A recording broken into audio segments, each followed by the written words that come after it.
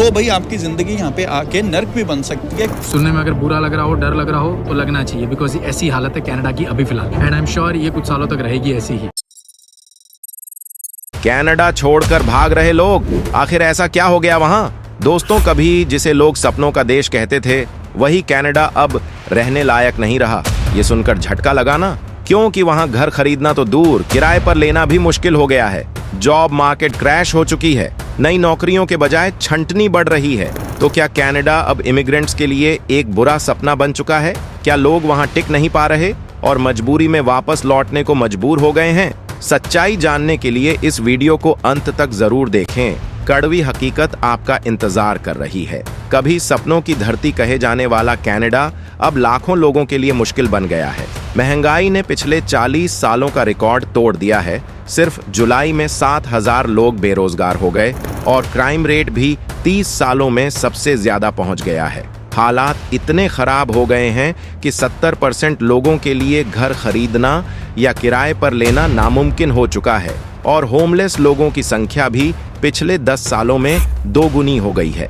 एक समय था जब लोग कनाडा में बसने के लिए लंबी लाइनें लगाते थे, लेकिन अब लोग यहां से बाहर जाने का सोच रहे हैं। 2017 में वाटरलू में एक बेडरूम अपार्टमेंट $900 में मिलता था, लेकिन 2023 में वही अपार्टमेंट $2,200 हो गया है। किराया 2015 में $1,000 था, अब वह $5,000 तक पहुंच चुका है। इस बढ़ोतरी के कारण मिडिल और लोअर क्लास के लिए घर लेना या किराए पर लेना नामुमकिन हो गया है। कनाडा में औसत सैलरी $4,000 से $6,000 के बीच है, लेकिन महंगाई और खर्चों के कारण यह अब अपर्याप्त हो रही है। 63% कैनेडियन मानते हैं कि वे कभी अपना घर नहीं ले सकेंगे। कनाडा की अर्थव्यवस्था मुख्य रूप से नेचुरल कॉम्पोजिशन पर डिपेंडेंट है, लेकिन अब इंडस्ट्रीज में इन्वेस्टमेंट कम हो रहा है।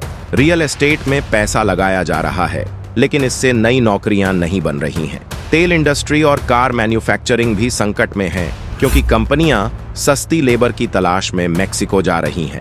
कनाडा में इमिग्रेंट स्टूडेंट्स की हालत अब बद से बदतर होती जा रही है। पार्ट टाइम जॉब्स लगभग खत्म हो चुकी हैं, जिससे स्टूडेंट्स के लिए अपने खर्चे निकालना मुश्किल हो गया है। खासकर साउथ एशिया से बड़ी संख्या में आए छात्रों की वजह से आईटी, इंजीनियरिंग और फाइनेंस जैसे क्षेत्रों में कंपटीशन जबरदस्त बढ़ गया है। ऊपर से ट्यूशन फीस, किराए और खाने पीने का खर्च हर महीने आसमान छू रहा है, जिससे फाइनेंशियल प्रेशर और स्ट्रेस पहले से कहीं ज्यादा बढ़ गया है। हालत इतनी खराब हो गई है कि कई स्टूडेंट्स अपनी पढ़ाई के साथ साथ दिन रात कड़ी मेहनत कर रहे हैं, फिर भी अपने खर्चे पूरे नहीं कर पा रहे।